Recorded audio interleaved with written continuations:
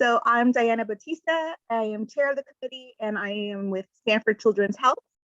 And we're gonna go to Ginny. You're going to me? Yes, so introduce yourself. Hi, I'm Ginny Lear, Los Altos member of the chamber and former CEO of the chamber. Hey, Kathy. Morning, Kathy Lara, Los Altos Town Crier, and also former CEO of the chamber. Joe. Let me unmute there. Yeah, Joe Maletti, past chair of the chamber board, current board member, and also my day job is I've run a commercial real estate group for Avid Bank, based in San Jose, but I live in Los Altos, so relatively local here. So welcome. Michael. Michael Murphy, Rolfer. And I've never been chair of the chamber board. You ought to do it.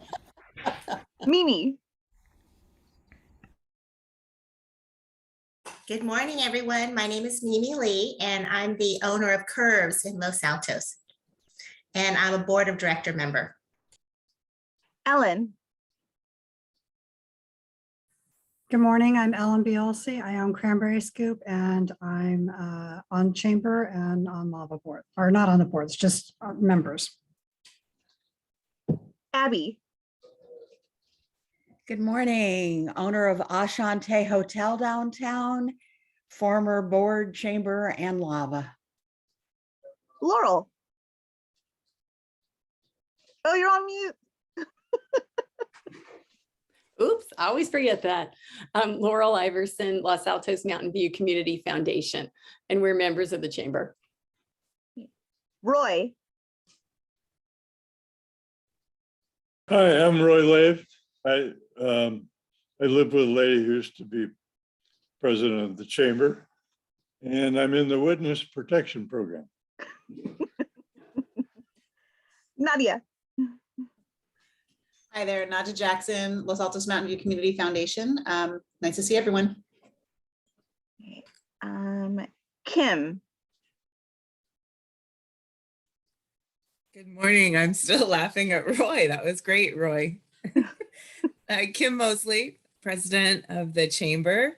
Very excited to see everyone this morning. I just wanted to take one quick second to acknowledge that we have moved to masks are recommended, but not required today. So what a big day for us really as a county and as a business community. So thank you for your support and membership, especially during these last 2 years, all the support you've given our business community. I really, truly appreciate it.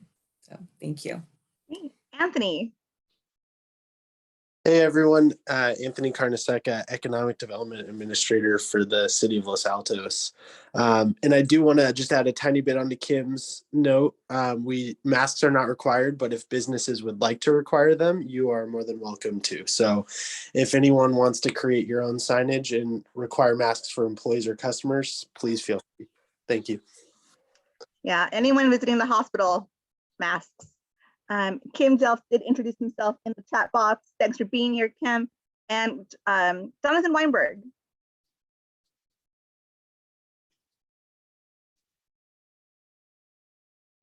Is present. There you are. So he's there you are. he said he's not going to turn on his video or audio today. Sorry, I tested positive for COVID on Monday, so I'm here, but I won't actively participate. I'm so sorry. I didn't see the first chat box. I'm so sorry, but thank you for being here and I hope you feel better. Okay, is everyone introduced? Okay, great. We are all here. We have with us Louie Pellegrini. He's the owner of the Mission Trail Waste System. Has 40 years of experience in the solid waste and recycling industry. Started his career in Peninsula Sanitary Service in 1972. And if you all saw his bio, this man knows what he's talking about. So without further ado, we are going to go ahead and have Louie Pellegrini start. Thank you so much for being here, Louie. All right, thank you. It's a pleasure to be here. And Tim, I think you all know Tim. He's our face in Los Altos. I'm a third generation garbage man. This June will be 50 years that I've been involved with the industry through the family.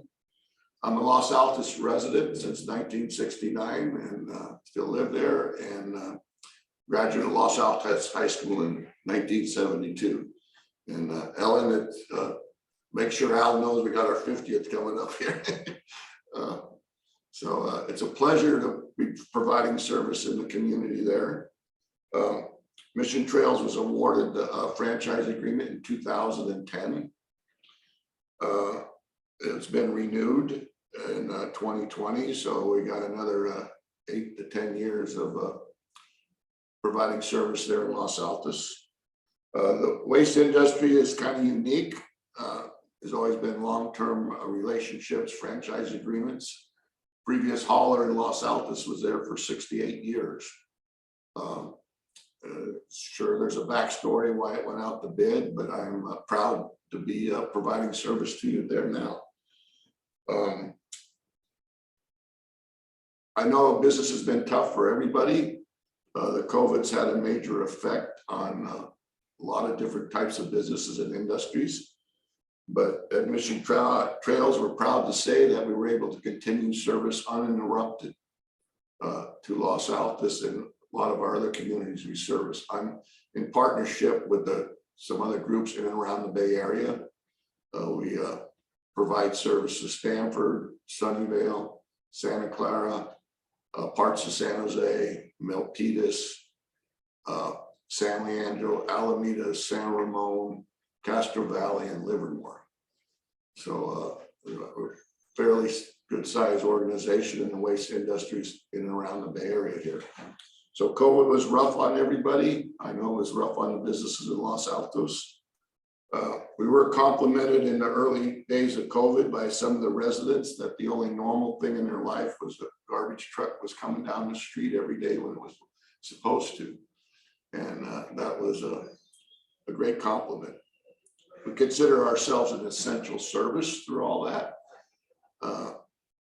We're kind of fortunate because when the drivers leave the yard, they're usually in the truck all day by themselves. So that kind of kept them safe or from exposure.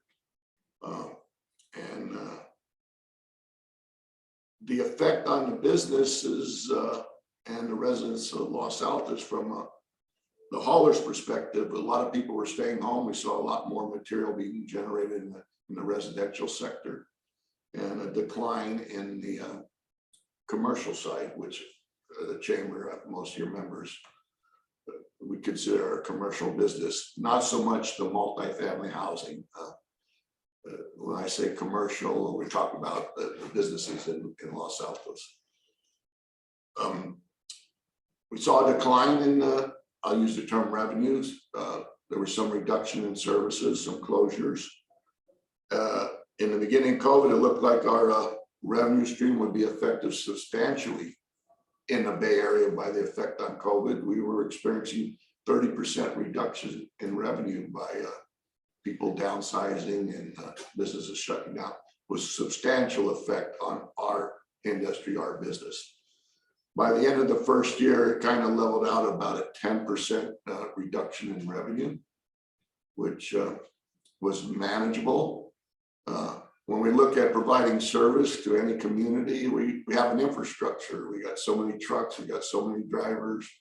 We need those to provide service. And one or two businesses shut down or change service, we still got to drive down the street. So we really have a fixed cost on our business model, and the revenue's got to support that. And hopefully there's a margin at the end of that.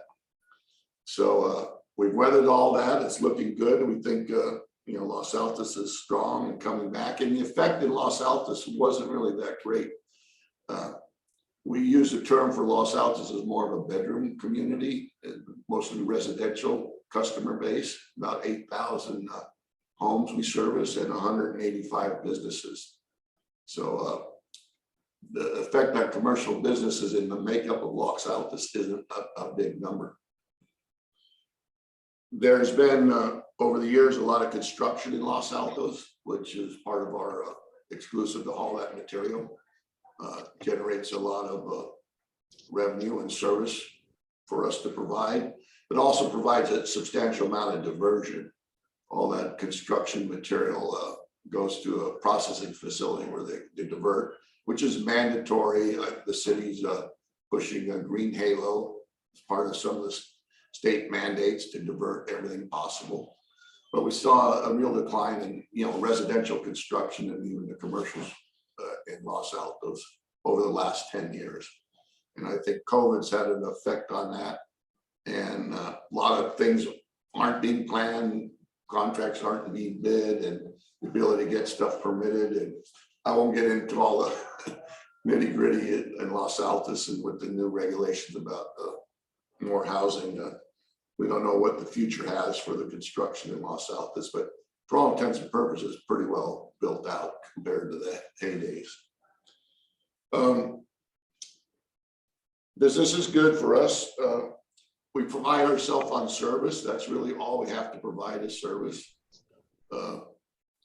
People put stuff out at the curb or in their dumpsters or carts in your building, they want it to go away. Well, it's our job to make it go away, and it should be simple. There's a lot of regulations that are affecting what we do as a business that's come down over the years. The mandates to recycle, organics. 50 years in the business, it's getting tougher and tougher on the regulatory side, and all the mandates that are coming down on our customers, us as haulers, us as operators. It's just mind-boggling, and I'm sure you're all seeing some of that in your same businesses. It's just tougher and tougher to be in business. More and more legislation is popping up. This year already, there's 25 different bills in Sacramento that we're following. We're trying to keep ahead of what's coming. And when it comes to recycling and what's recycling, what's good for the planet, there's 3 bills right now about labeling what can be put on the containers as far as recycling. I think everybody's familiar with the chasing arrows. There's 7 different categories, and perception is if it's got a chasing arrow, it means it's recyclable. Well, that's questionable. Technically, physically, it might be, but it depends on markets and quality of the product. Recycling, yeah, somebody could do something with it, but is it cost effective? And is that market always there? And the cost to get it to a market where it can be ultimately recycled. Thermoforms, I don't know anybody if this calls in the restaurant business, but those takeout containers, there's so many different types of plastic, and the question of compostability, degradability, it's just confusing. Single use, that's been a big topic. Items, plastic, single use. There's 4 pieces of legislation in California to deal with that. There's also federal stuff coming down. It's just always a moving target. My philosophy has always been, if there's a potential for it to be recycled, if it goes in the black container, which is part of the new legislation in Los Altos, a gray is allowable, that means that material in that container is going to a landfill. The blue containers are for recycling, and the green containers are for your organic stream. The definition of organic means a bunch of stuff in different pieces of legislation. Basically, it's anything that can rot in a landfill, potentially would and does create methane gas. Greenhouse gases is contributing to climate change. But anything potentially that could be recycled, my philosophy is all put it in the blue container. If it goes in the garbage container, there's not going to be any chance that it's going to be touched or the ability to get diverted. So in the blue container, at least it's going to go through a sort line. All your recycling material we send over our facility in San Leandro, where it's mechanically, manually, we have robots there now. color sorting technology to divert material, get it in a marketable state and move it to buyers.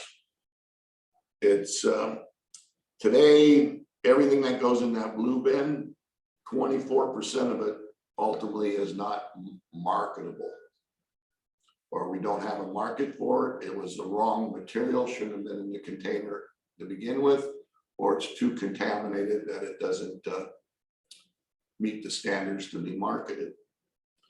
And small fractions of material, whether it's shredded paper or like, falls through the system. You can't really capture that in these large facilities. We're doing close to 400 tons a day. We got about 50 people in there and technology to sort through all that recycling material. And we all experienced 2008, the economic downturn. For our industry, it was the China sword. China stopped accepting a lot of the reusable material coming out of the United States and other parts of the world. So a big part of the market for that recycling stream kind of went away. And they weren't always doing over there what they were supposed to do with the material. You know, a lot of the plastic that's made it into the ocean comes from a lot of sources, but the quality of the effort and ultimately what they did with product over in that country didn't really meet the standards of the US, the way everybody would like to see material processed. The latest piece of legislation, in my experience, has been the most prescriptive piece of legislation, the 1383 in regard to the organic material. That piece of legislation was 3 paragraphs, and then it got to the regulations. There are 3 or 4 years of regulations before they came out that the jurisdictions have to abide to, the haulers have to abide to, and the generators of the material, the businesses and the residents have to start to abide by. And it's just starting to hit the streets now with the first 2020 was some of the first milestones. Things have to go in place. I know the onus is on the jurisdictions to get everybody in compliance, but ultimately the generators are responsible for being compliant. And in those regulations, the goal is to divert 50% of the organic stream from landfills by 2024, and 75% is the next threshold. There could be fines. Basically, I used the term, there will be garbage police according to the legislation to monitor everybody's participation, or and basically looking in the containers out there to see if generators are in compliance. The organics is food scraps, food soil paper, untreated lumber. Anything in the landfill that could rot needs to be diverted. Luckily for Los Altos, and I think early on we saw some of this legislation, I think Los Altos is well ahead of the curve on that organic stream. In fact, Los Altos, I'm proud to say, and all the businesses and residents, when you gauge the amount of diversion, and the state goes by pounds per person per day, they had a study back in the day that they determined that Los Altos on a population basis, 4.4 pounds per day per person is considered to be a 50% diversion for the city of Los Altos. In 2020, they haven't published 2021 numbers yet. Los Altos has achieved a 2.4 pounds per day per person diversion.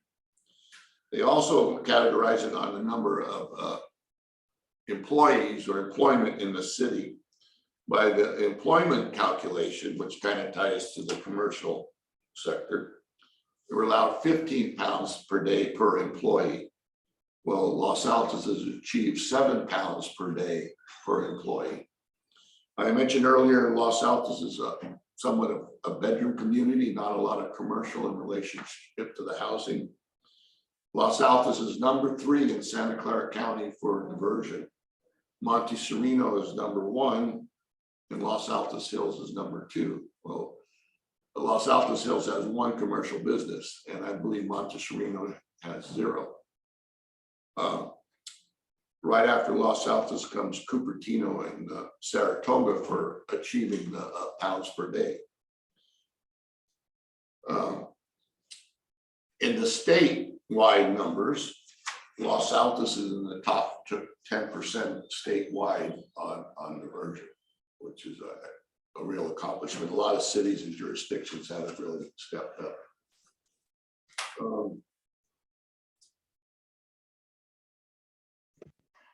Actually, No, go ahead. we did have a couple of questions come in. If you want me to wait on asking you, or I kind of got through the basis there. I was going to bring up the website, but I'm open for questions. Well, one is about your workforce, and I see Michael has raised his hand too. How are you? You mentioned COVID, and I'm glad everything's okay there. But we're hearing a lot of slumps in the various sectors about workforce development, hiring, promoting. How are you all doing in your industry? So there's a shortage of truck drivers in the United States, but we are Teamsters Local 350 represents our drivers, and it has for 50 years. In the Bay Area, most of the hauling companies are organized, represented by Teamsters. They're good paying jobs, good benefits, and we have long-term employees. They retire out after 30, 40 years. We're starting to see some of those retirements happening now. We've been lucky to be able to fill those positions and keep these people working. Our clerical staff is also represented by the Teamsters. Once again, good paying jobs, security, and the like. But there is a shortage of drivers in our industry. There are some operations that maybe are not paying the good wages and benefits that the Teamsters negotiate for their members. I know some markets, routes aren't getting completed, a lack of drivers in and around the Bay Area by some of the other companies because of filling open spots. The other thing that we pride ourselves in, quality of life for our employees, the cost of living here in the Bay Area, and even at these, we believe, fairly compensated drivers that can't live in the Bay Area. So a lot of our employees commute from into the valley, which could be a 2-hour commute both ways. So we design our routes and our efforts by our men for an 8-hour shift. We're not pushing our employees for 10, 12 hours of work. You add on their commute, there's no quality of life and they get burnt out. So I really believe and I want to think we have a good quality of service to our customers in Los Altos. And if they're not, please let me know. But you take care of your employees, compensate them well, and give them a quality of life, they're going to be loyal and stick to the company. Thank you. Michael, your question? Yeah, I'm a resident here. We subscribe to 2 daily newspapers, New York Times, Mercury News.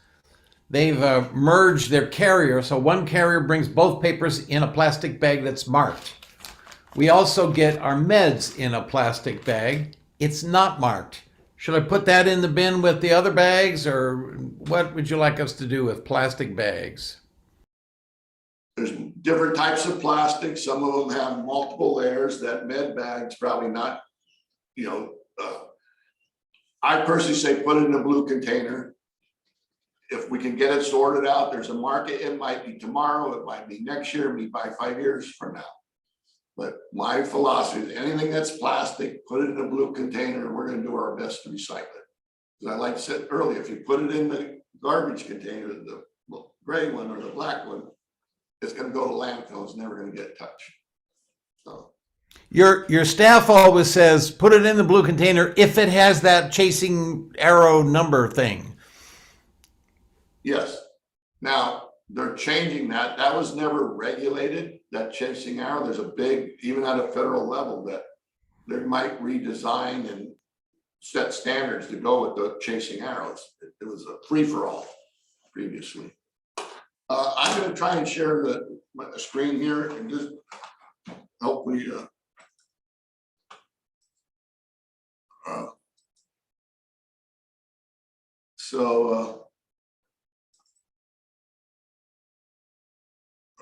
let's go to the blue container. So on our website, we have tried to describe by list, by visual, and it's always a moving target. These products are always changing. What you bought one day in a glass container could be a plastic container. It's almost the question you asked and the exact answer. If it has potential to be recycled, if you thought somewhere on it said recyclable, put it in a blue container. We have these, get back to this right. Let me get off the share. Okay. That's actually really helpful. And I'm glad that my philosophy, same as yours. If it's possible to be recycled, I throw it into the blue container. So thank you. Abby, and then Joe. Okay. Hi, Louie. How you doing? Been a long time. I know it has, handsome. Hey, thank you. First of all, thank you so much for sharing one of your most valuable employees to the chamber and the community. He's been absolutely fabulous at answering oh my gods. At one point I said, you know, my guys can't even get the inside of these garbage bins cleaned out as well as I would like them to be out. And oh my gods, next time I noticed we had new containers and you were able to clean them better than we were. So thank you for that. I have two questions. Styrofoam. What do we do with styrofoam? And then aerosol containers. Aerosol containers are easy. They should go in the recycling container. Okay. We deal with the issue of if there's any material left in it or whatever, but that's a metal. That has a pretty substantial market. Styrofoam, you have, well, what was the styrofoam cups or the packaging? You know, a package came with a lot of styrofoam, whether they were pellets or a form thing. It's lightweight. It takes up a lot of space. By the time you collect it, get it to a facility, and we're single stream, everything's mixed together. That styrofoam gets dirty, it gets broken down. You try to bale it, there's no market, it's mostly air. My druthers, it should go in the garbage because it's the effort, whatever, to get it. Someday it might get banned. They're making styrofoam pellets out of cornstarch that will melt away. That's one of those hard ones to deal with. And I'm speaking for myself, is the landfill is the best place for it. The effort and cost to get it to where it needs a market doesn't exist around here. Now, the people that sell that product would like to tell you otherwise, but you need a truckload, 20 tons of material to ship any distance. You know how long it would take to get 20 tons of styrofoam and then ship it to the Midwest someplace where they said they could recycle it, and what the cost would be associated with that. Yeah.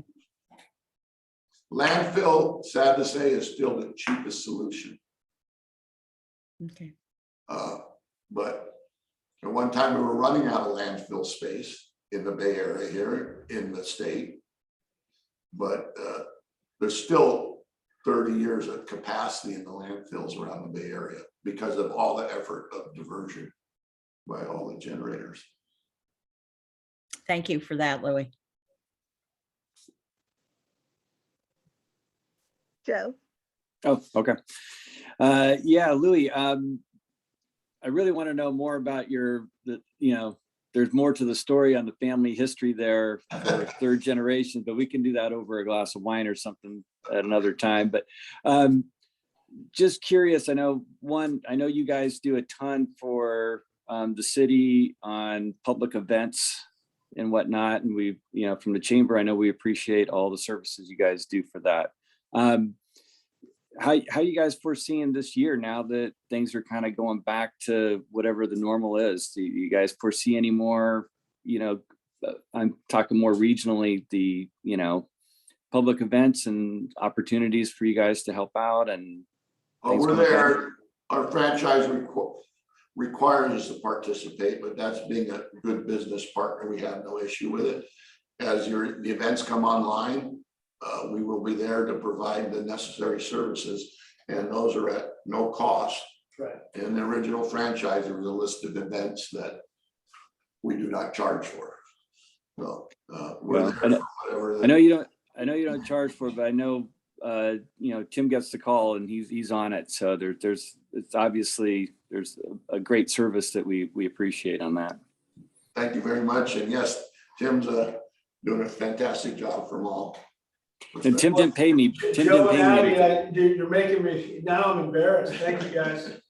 Now, I love working in Los Altos. I love the chamber. And Louie being a resident, it's easy. It's easy to fulfill any and all commitments. So. All right, well, thanks. Any other questions from the group? Because I do have one. Kim? I have one, Diana, but if you want to go to the group one first, and then I can follow. Well, it's regarding textiles. People want to, some things just can't be donated, like the Goodwills or Salvation Armies. And so I've heard folks want to recycle it. Do you recycle textiles, or do you partner with companies that can take an old piece of denim and make it into like a reusable or into a plastic water bottle? Is that something you all do or have information on? Did I hear denim? Clothes. Clothes. Yeah. So textiles is a unique situation. The market for recycling textiles, my father, rags, bottles, and cans, the waste industry started out as scavengers. In fact, there's a lot of garbage companies in the Bay Area that end with scavengers. That's how they made their money, bottles, rags, and cans. The type of textiles has changed over time. And I remember in 1971, we were still sorting out rags. And we took a load. There was a textile recycler in Daly City. A whole load, I went up there, got $8 for this load of textiles. They've gone away. The market for textiles would be Mexico. You cannot export textiles into Mexico because it disrupts their economics down there, their textile business. So, you got nylons, you got cottons, textile recycling is a whole animal in itself, and it's basically kind of disappeared. What does the Goodwill do with all those textiles they got? That, reusing usable clothes is the best solution. The Goodwill, Salvation Army, there's those drop-off containers. I'm not sure if there's any in Los Altos. That's some nonprofit group that's got some questionable history from, I haven't looked into it in a while, but that isn't what it seems to be. Textile is another one of those tough ones. There's no easy market for it, a lot of handling, a lot of segregation by the type of textile. There is clothes being manufactured from the PET type of plastic. That's a whole different animal.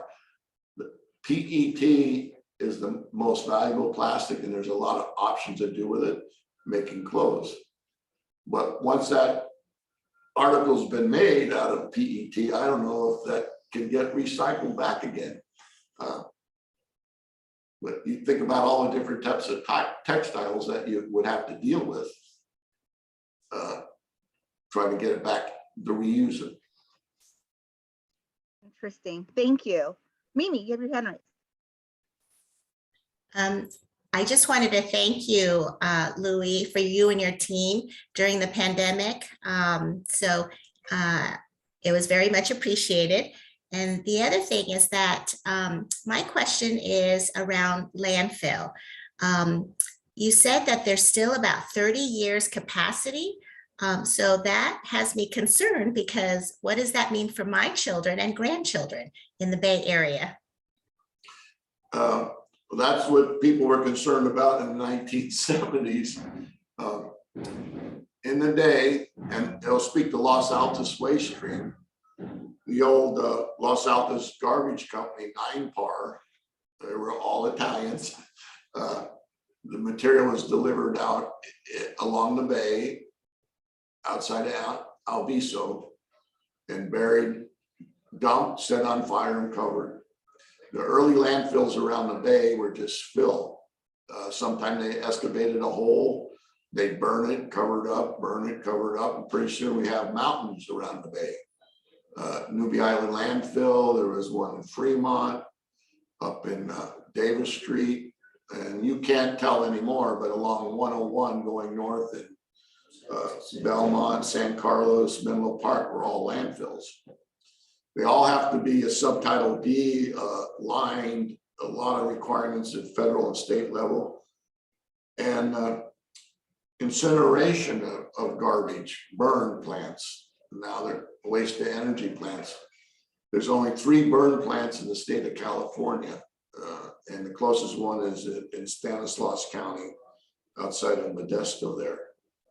Anything with a smokestack or anything with a temperature of more than 175 degrees is basically outlawed in California, or at a minimum, you don't get any diversion credit for it. So dioxins, pollutants, all that, there's so many different regulations and reasons why waste to energy plants do not exist in California. They do in other parts of the country. They were always an expensive proposition. Our landfill cost in around the Bay Area is right around between $50 and $60 a ton to bury material. The actual cost of burying materials are probably around $12, $18. The rest is fees and taxes that are applied to the disposal. Waste to energy plants are running $100, $150 a ton to run the material through a waste to energy plant. And the amount of electricity that's generated, the power companies do not want to pay you anything close to per kilowatt that they're charging. Over in Europe, a kilowatt of energy is about 30 cents. Over here, you're lucky you get 5 or 6 cents a kilowatt if you're generating electricity out of waste to energy. In Europe, it's highly subsidized, which means the ratepayers are someone who's paying for it. So there will always be a need for landfill. This recycling is extended the lives, and there's still airspace left. A landfill can only go up. You got the airports, permitting, neighbors. I feel sorry for my future generations in all aspects of life right now, not just the landfill, but I think the landfill is the least of our worries for future generations right now. My personal opinion. Thanks, Louie. Kim, want to ask your question? I was wondering about the composting that our restaurants will be required to do. What your thoughts are on that, as far as what kind of challenges you see for our businesses, and anything that we can do to help mitigate that process for them. We do have a few restaurants on the call. So the composting, the food scraps in the residential sector, they put it with your yard waste container. There's a normal household on average will generate between 4 and 6 pounds a week of food scraps. That's the program we deployed there. Those residential trucks, we also utilize to collect the material from the commercial sector, the cart system. So we mix the commercial in with that residential stream, and it's brought to a composting facility. That composting facility's got to go through a process of grinding it, shredding it, putting it in windrows, letting it decompose and segregate any contaminants out of it, then try and sell it into the market. We're utilizing Newbie Island landfill, which is the closest facility, the most cost-effective facility, and we've been doing that since 2010. On big generators, I don't think we have any commercial front loader bins for food scraps in Los Altos. We're all doing it through the cart system right now. We do in some of our other jurisdictions ask just for food scraps. And we have a technology that we're utilizing for that, where we take the fruit scraps, clean them up, and dehydrate it. The original intent, it's USDA certified for animal feed. So food scraps is potential an ingredient in dog food. It cannot be fed to rudiments, anything with two stomachs, cattle, goats, and sheep, for fear of mad cow disease. So hogs, chickens, fish food, pet food, it's a legitimate ingredient. So we have a plant here in Santa Clara where we're doing purely food scraps from our jurisdictions and trying to develop that market as an alternative to composting. Another thing, that organic stream, it creates methane gas. That means it rots. There's technologies, digesters, where you could take that material, it'll generate gas over time in a closed vessel, capture that gas, turn it into a fuel for our trucks or into electricity. Once again, a very expensive technology. Where we're paying $98 a ton to process your food scraps now, of organics, that could be close to $250 a ton for those alternative technologies. Our concern is, and all as businesses, that what the cost to dispose of material is, it's going up substantially.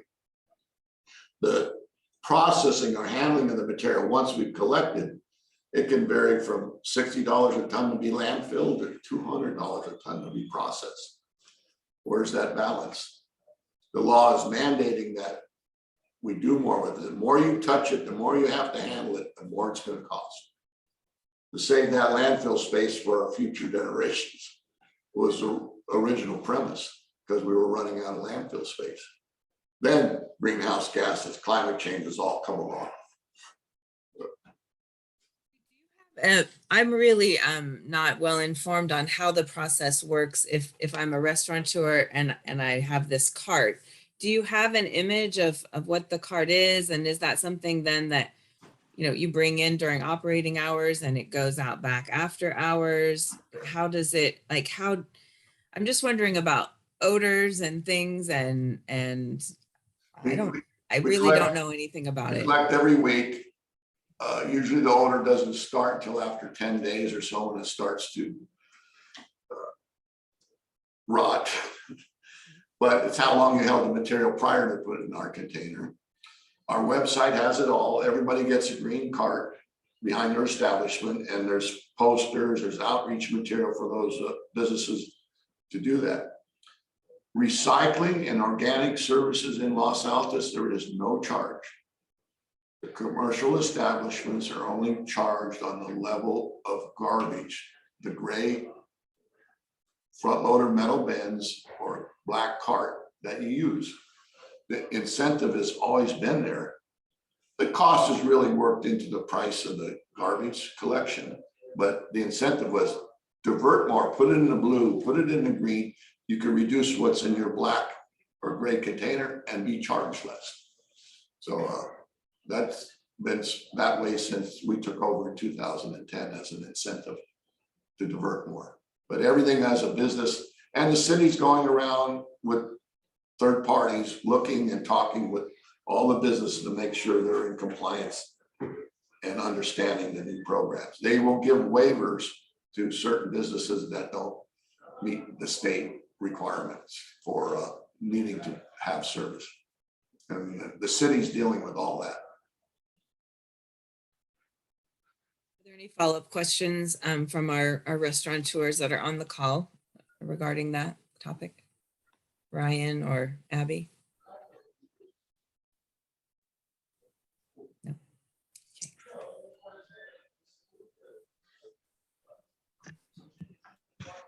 Okay. All right.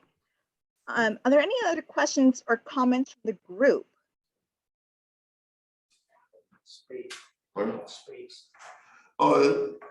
So downtown Los Altos, the triangle is unique. We deploy all our trucks there. Our trucks leave our yard in Santa Clara at 5:30 in the morning. And we try to get everything picked up.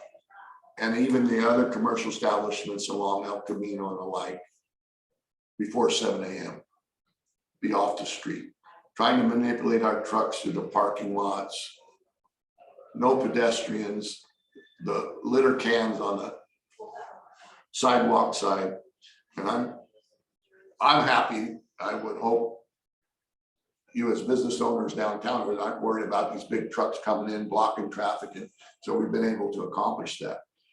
Some of my concerns are talking about parking structures and some of those parking lots, the way they are now. It's a challenge now. I can only imagine what designs they might be looking at in the future to create obstacles for us to do our job.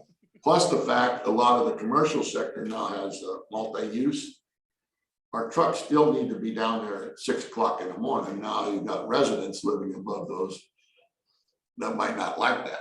So I foresee we're going to have some issues with that. We run compressed natural trucks that are really quiet. They sound like a washing machine more than a diesel truck. And when we deployed them, we were getting complaints from homeowners that your truck's too quiet. It didn't wake me up. My kids are late for school, kind of stuff. The other big issue for the industry, a big push for electric vehicles down the road. Truck manufacturers have to sell a certain percentage of electrical vehicles in the state of California, or they won't be able to sell any. Our industry is very demanding. They do not exist. An electric chassis, just the truck part of our collection vehicle, is $400,000 more expensive than a diesel or a natural gas chassis. The duty cycle for that truck there's not enough hours in the day at night to charge these trucks. With one truck now, I would need 2 electric trucks. Each electric truck's equal to about 33 passenger vehicles of energy use. So that's another thing on the front, electric vehicles that our industry is going to have to deal with. And it's not prime time yet, but the legislation's already there mandating it. Luckily, we have our existing fleet we can continue to use for 18 years or 600,000 miles before you'll be obligated to replace with electric vehicles. So that's another big hit that's going to come to generators or businesses, the mandates of a hauler to transition into electric vehicles in the next 10 years or so. We have time for one last question, and I'm on the minority side. I live in Daly City, and I'll be happy not being awoken at 5:30 in the morning with the first round of trucks. So moving to the next question, do schools in Los Altos separate food waste? You were breaking up. Can you? Sorry, do schools in Los Altos separate food waste? The school districts are not subject to the franchise law. Mission Trails does not provide service to the public schools. The private schools are, and yes, the service is available to them. The high school district and elementary school is serviced by Recology, and I'm not sure there are programs there. Great.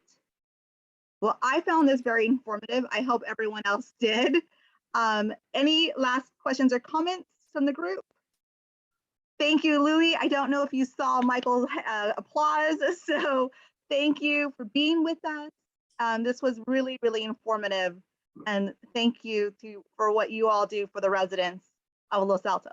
My pleasure, anytime. And if got any problems, holler at Tim, he'll get it Yeah, fixed. all the problems come to me, all the compliments go to Thanks, Louie. Tim.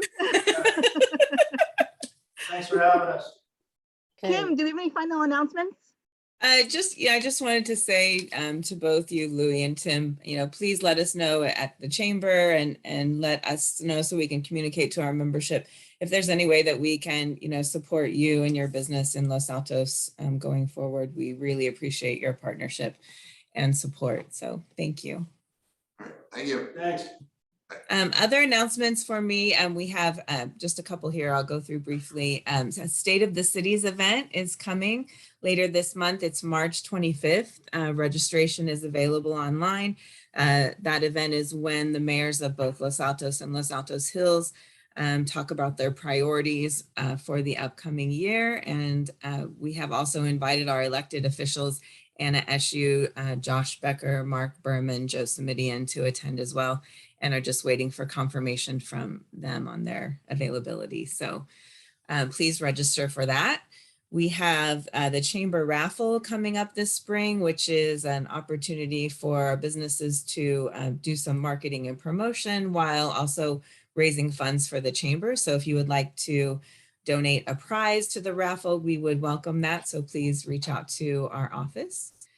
And then registration is open online for the golf tournament, which will be August 22nd. I know you've had a foursome out there too, Louie, so we appreciate your support of the golf tournament. You can register for that, or if anyone would like to sponsor as well, you can take a look at what's available on our website. Or if anyone wants to increase their sponsorship, just throwing that out there.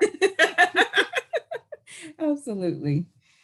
So that's what we have on the horizon line, and then just looking forward to a great 2022. Here we are a couple of years. It's a big day. I feel like it's a great day that we've moved from required masks to recommended, and as to people feel comfortable, and just appreciate all of you and the support that you have given me personally and to the chamber and to our small businesses in these last 2 years. We really have all pulled together, and I appreciate each of you and your contribution in that regard. So thank you. Thank you. Thanks, Kim. And Anthony has posted a link to Los Altos housing element. Yeah, so just really quickly, sorry. The Los Altos housing element, we had our second community workshop last night. I think we had 130, 140 attendees, which was awesome. We'd love to get more feedback from the business community. So I heard Louie talking about the housing challenges for employees. And so Louie and Tim, I'd love to connect. Tim, if you want to send me an email, you have my email. I'd love to set up a meeting with some of your truck drivers and talk about kind of what it's like, and if really do a small group session with, I think, probably some of our most important employees in Los Altos, which is the people who keep everything running behind the scenes. So if anyone would like to participate as well, losaltoshousing.org, please sign up for small group meetings. It's free and easy. And the maps were just released yesterday. They are tentative draft maps. So the whole point of these are to throw the locations that have been determined by the consultant to meet certain criteria out there and get feedback. So this is not a for sure housing is going to be anywhere. Please go ahead and make sure that you participate. And I think next month the speaker is going to be Laura from the city about housing. So we look forward to that.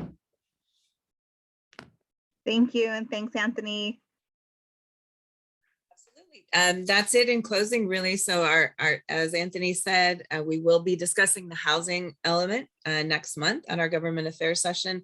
And then I believe we're looking to the high-speed rail organization for May. So it's a full year. So that being said, we got 2 minutes back. Thank you all so much and see you next month. Thanks, Diana. Thank you. Anna, thank Bye. you. Louie. Thanks, Thank you, everyone. Tim. Thanks. Bye-bye.